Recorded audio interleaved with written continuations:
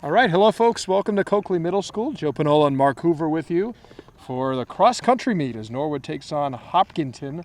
Hopkinton's first meet of the year, and this is Norwood's second as they fell to Holliston a week ago. You know, Joe, it's always interesting as we see the runners. The boys will start off first, and the girls will follow immediately afterwards as they head up to the initial portion up here as they head up the hill. But when you think running, I mean, almost synonymous, right? Hopkinton with the marathon and whatnot. Real tough road today for the Mustangs as, you know, they come in with 5 runners, and Hopkinton counters with 46 members just of the boys' team. So, you know, it's a tough road here for these guys, but you know, the weather's perfect for it. I mean, it's a very cool, comfortable day as they head off into the woods. And Joe, we were just talking just before you came on air that you had the chance just the other day, last night I think it was, to run it. Yeah. You know, and so tell us a little bit about this trail. As we kind of got a difference. We've got some hills, we've got some flat, we got open, and we got woods. So it's an interesting course because they're kind of doing multiple loops, but it's not just a straight 2 loops and you're back. Obviously, you saw the team coming across the football field to begin, going up that hill. That's maybe the little bit of elevation you're going to get. You get that in a couple spots. Right now, the runners are disappearing behind those trees you see out there, behind the goalposts. They're going to emerge on the right side. There's a baseball field just down below that Ron Marshalsea is panning over there for you. And the runners are going to come across that field down towards Hawes Pond, and they're going to loop around. So you see the first runners coming through. Hopkinton has certainly set the pace well in those green jerseys, but they're going to now go on a long straightaway around the pond, back into the woods. We'll talk about that in a moment, and they'll come by us as they're about halfway through the race. Yeah, we were also mentioning several years ago, I had the chance to sit down with Noah Kearns, who was a Norwood High School grad, and back in 2018 up at this park up here, he's also a cross-country runner for the Mustangs.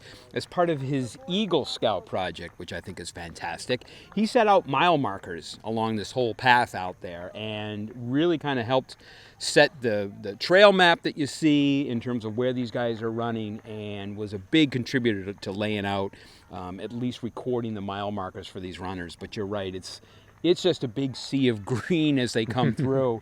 And we're also mentioning it's not easy because, you know, Norwood has got kind of like their grayish jerseys on. There's some Norwood runners. It looks like they're come. running side by side right there in the middle, about to pass one of the spectators in that set of stands. And as getting information from above, probably. Yeah, we the said we Grays. should have brought the binoculars, but that looks to be David Gray and Bobby Gray running together. Yep. 2 sophomores there. Cy Randall, a freshman. Gustav Ring and his brother Oscar Ring comprise the remainder of our squad. Gustav, the only senior, so if nothing else, you've got 2 freshmen, 2 sophomores on this squad. So you've got a nice young team. There's Gustav and Oscar that are towards the back of the pack, but still running pretty strong early on. It's kind of run your own race, right? Yep. They're certainly running faster than I would, faster than my couch is running right now. So, but yeah, it's you know that, and I know we've got a middle school track program too, which is fantastic. It's, you know, it comes down to a numbers thing. You get points. The way the scoring system works here is you get points for your first 5 finishers. So conceivably, Norwood has 5 runners. If we placed in the first 5 positions, Norwood would carry the day. But if that doesn't happen, then every position that they come in, that's their corresponding point. So the first place runner will get 1 point. Team with lowest, like golf, will win. And Hopkinton, you know, last year TVL champs. Just a solid track program. They really, really are. It's an army they show up with, and it's a strong army. It really, they run well. It really is. Yeah, they are very, very impressive out there. And we were mentioning too the spring track system that they have is also, I mean, not just runners, but track and field events between shot put and everything there is really, really, Hopkinton it's known for its running, and they continue to impress year after year. Well, Hopkinton last year obviously had a lot of success. Norwood had some interesting matches last year because Norwood had 2 really strong runners. It's a bit of a rebuilding year for them after losing Dylan Hamway and Dylan O'Brien. Yeah. The 2 Dylans were so strong. In fact, the race here that NCM covered, as the runners are just kind of coming to an intersection just off camera, those 2 Dylans were so strong that they were often placing first, second, or first and third or something like that. So Norwood would have two really high finishers, and then it would come down to those middle finishers, seeing if they could displace any Hopkinton runners to really determine the results. So while Norwood struggled in their opening meet against Holliston, maybe they can get back to that, where even if they don't have quite the number of runners that the opponent has, if they have really strong numbers the way that Dillon and Dillon were constantly at the top, that could still bode well and win them some meets. Yeah, and like you said, I think it's those where you can get that displacement, right, where you can bump, maybe the 4 and 5 runners become your first and second place runners, and you can kind of work the points that way. And sometimes it comes down to that, but to me, this is an awful lot like swimming, right? We've kind of run into that same situation with Norwood Swim, where you just don't have as many swimmers. So, you're not necessarily going to, garner that many points because the other team has more swimmers. In this case, Hopkinton with many more runners. I think we've seen about 15 already go by the intersection. That's just through those trees. They're going to be on a path for a little bit here, and that path is going to take a left. It's well marked with the arrows, not very easy to get lost through this. Kind of going along the railroad tracks there. A bit of a wooded run, so it's kind of nice to get out in nature a little bit. But yeah, Mark, I think we've seen about 20 Hopkinton runners so far. I think we see a gray singlet there. In fact, a couple of them. So it looks like the grays perhaps for Norwood. And I imagine Cy Randall is right around there based on the times that he's been putting up. So they're kind of within that middle pack of Hopkinton runners. Yeah, it looks like you can see Cy there just going through that, like you said, that second pack, as it were. Yeah, it almost looks like Hopkinton running out of jerseys the way they've got. Yeah, it's one of those. Just kind of start to give some folks some green T-shirts or whatnot. So there we got another. I can see a Norwood runner. Yep, that looks like Gustav Ring, and that must be Oscar right behind him. I have Gustav in class. He's a really nice kid and has been one of the stalwarts on this cross country team now for a little while. The only senior on the roster. And I mean, you do make a nice point about this particular trail run. I've run it once many moons ago, and run being an operative word in air quotes, but it gives you a lot of different types of environment to run through, because we know, as we've mentioned, they're heading back into the wooded section of it right now. It's been fairly flat for most of this portion, right? We had the initial uphill when you come across the football field, then it's a slight downhill to get to the field, and now they have this. Yeah, here's an uphill that some of them are contending with right now. As the Hopkinton runners come through first. Yeah, so here they come. So we'll be able to get you a pretty good vantage point on who some of these runners are.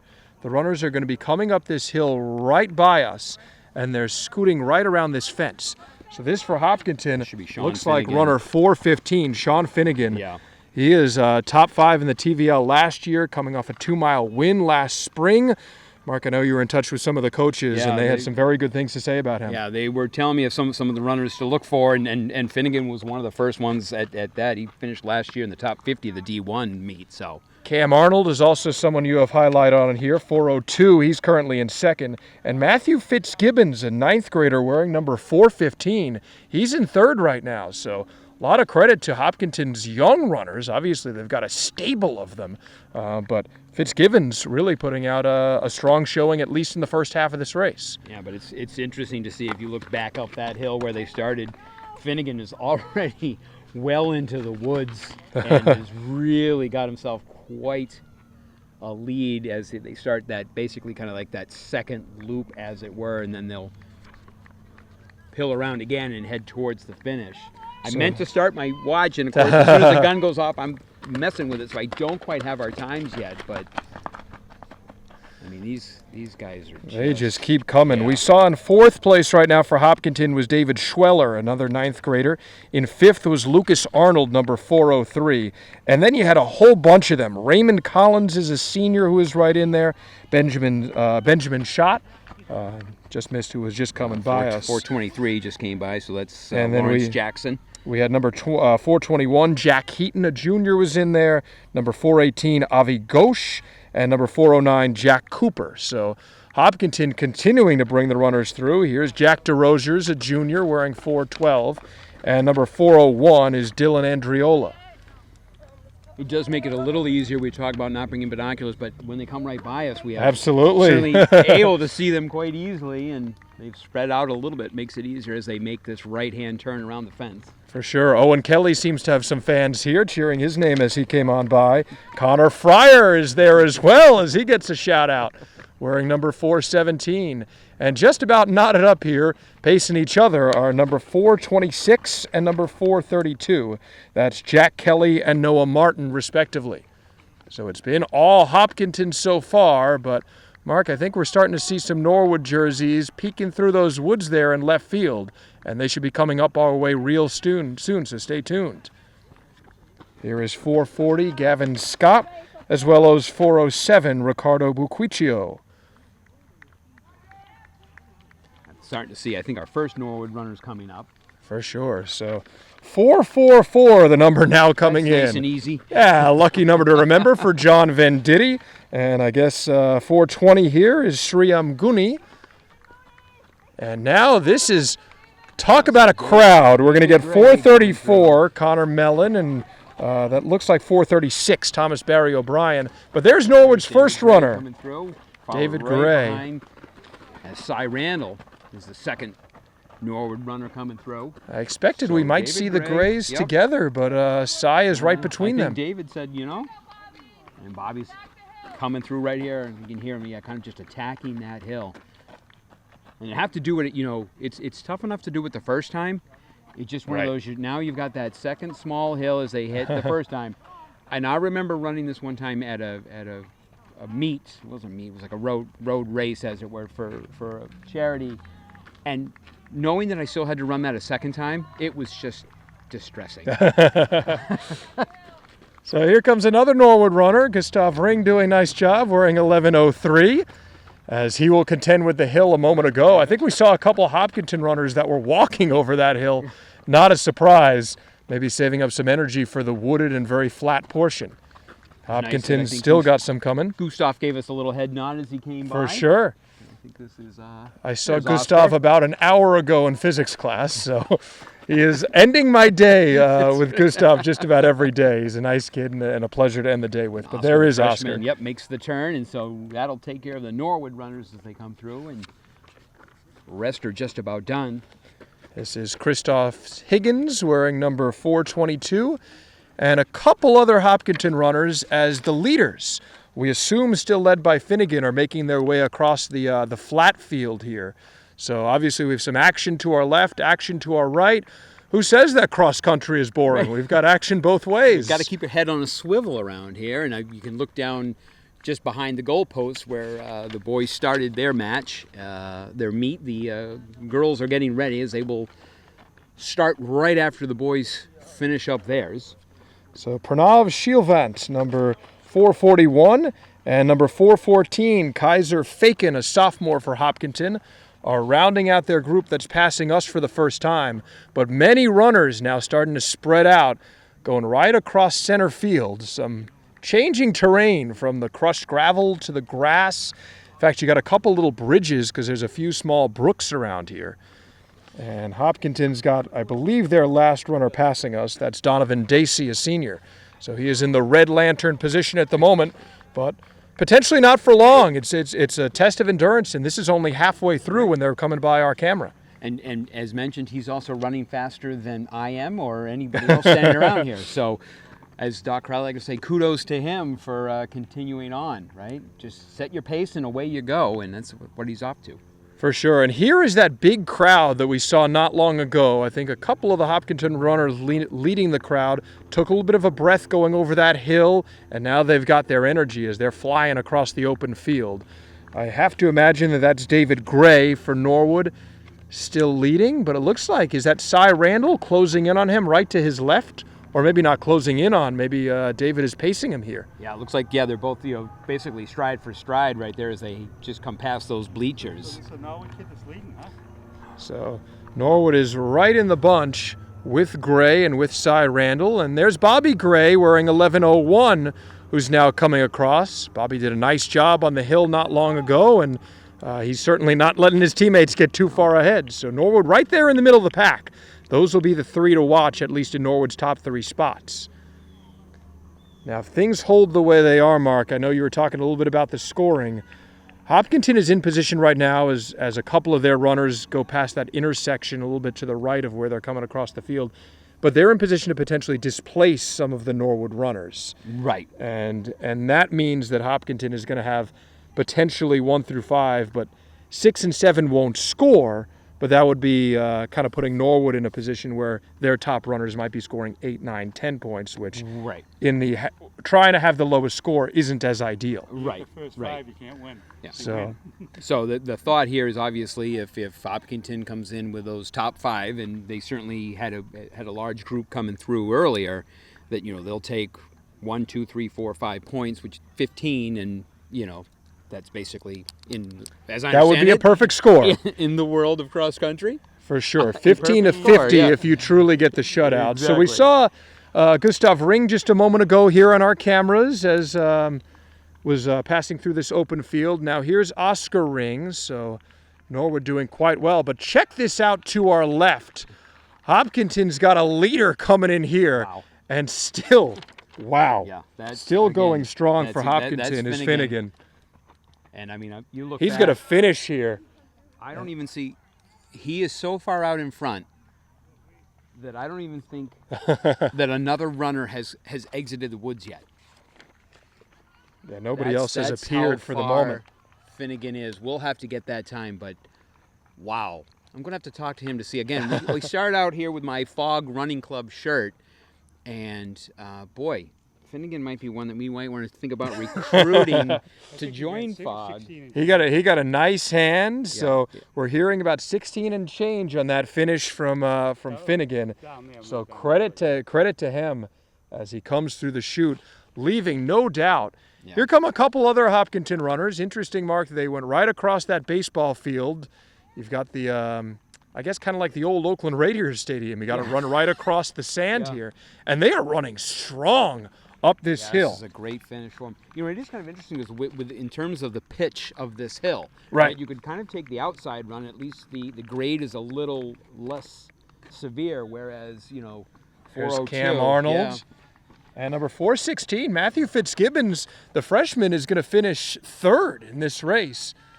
So assuming that things hold up, as you see this on your camera, Cam Arnold, who we have highlighted, he's a senior who's put up some great performances before. He'll finish second, and the freshman, Matthew Fitzgibbons, will take third, for Hopkinton. Hopkinton looks like they'll get at least the top 4 here, and this is where things get interesting. We may start seeing some different runners coming through. It's number 439, that's David Schweller, another freshman. Schweller has held the 9th place position mark since the halfway point, so credit to him, potentially earlier as we couldn't see it. And here's Lucas Arnold. He will round out the top 5, another freshman, and I've got to imagine Cam's brother, given the strength that he's running with. Again, you just listen to the names come across and their grades, and being sophomores, freshmen, and it just seems that it's never ending for these guys, right? For this particular program it's just nothing but green jerseys as Hopkinton continues to come across. So officially, Benjamin Cheyenne looks like he will claim 6th in this race. And number 408, Raymond Collins, another senior, will claim 7th. So if you're looking into the scoring, that means that Hopkinton has locked up about as dominating a performance as you can get here. They have not only the top 5 finishers who are scorers for them, scoring 1 through 5 points respectively, but the work from Cheyenne and from Collins have now displaced Norwood's top 2 runners. So Norwood will have to settle for 15 versus 50 today, assuming they can get all 5 runners across the finish line. Yep. But Norwood still showing some good performances here. I think we might have seen Oscar Ring just off screen, taking the right and heading on into the woods. So it seems like the pace has been pretty steady. And in a sport that's individual based, run your own race, that's really what we're looking for, seeing if they can improve on their PRs. It is a lonely sport, right? I mean, you're often out there on your own. It's not only a physical sport. I mean, you've done it too. It's a mental thing, right? To be able to come around and to know you have that second hill that you have to do again. You've got the second hill up here that you have to do again. And yet at the same time, a lot like swimming, it's a team sport, right? Where you're trying to push your teammates, you're trying to push for better times. And if you have numbers, sometimes these meets can get a little closer. This is just kind of not the case here for this one coming in, but for the 5 Norwood runners, it becomes a personal thing now for them, right? What kind of time can they put in? How can they improve their time each and every week that they come out to practice? And interesting you're mentioning that, Mark, because we saw Norwood kind of sticking together for the most part. David Gray and Cy Randall running almost side by side. Bobby Gray not too far apart. And the rings were pretty close together, those brothers, senior and freshman. So I think that almost is helping each other run. I've noticed it myself, obviously not at the level of these guys, but races that I run where there's more people, you just get that burst of energy with people running around you than you might if you're getting home at 4:30, 5 o'clock Right. saying, let me toss in a pair of shoes and go out for a half hour. Yep. Yeah, that's for sure. And again, having run a few races, you have to, for me, sometimes I have to be careful. Like when the race starts and all of a sudden you get caught up in the whole crowd going out. I'm like, Right. Oh, wait, this is a little faster than I want. So you got to find your own pace as we continue to wait, here for the first Norwood guys to come through. But you got to find your own pace. It's something you're comfortable with that you can maintain over the distance. Right. Now, funny story, you mentioned that. First time I ever did any kind of a cross-country race, it was at a Boy Scout camp years ago. I think it was a mile run. I thought starting the race, because we didn't train at all, was that you had to sprint the whole time. So I started this race, I kid you not, probably about the first, 200 yards or something like that in an all-out sprint. And I said, how are these people doing this?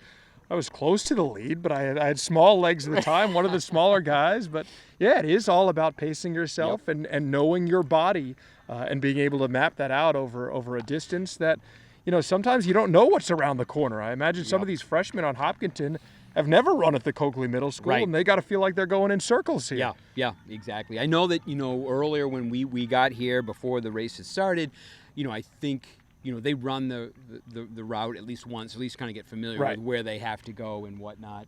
So, yeah, so not only are you running these hills, and I keep mentioning these hills on a couple of occasions, but you've also already run them as you warm up. So I'm like, Yeah, the novelty factor wears off. Very quickly. And especially Very maybe quickly. for the Norwood runners who are very used to this course as we see them coming in as they'll cross this final hill. Hopkinton's got a quartet that's coming right by us, past the light post and right onto this gravel path.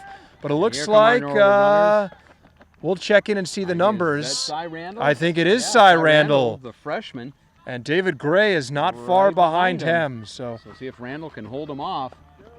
those two will sprint to the Oh, finish yeah, line. You can see that one. That's going to be. He's definitely. Gray's going to try to see if he can catch him, and Randall's going to try to hold him off. Little competitive Yeah. spirit. And that's kind of nice, that he's pushing him like that. But I think looks like Randall's going to be the first one across.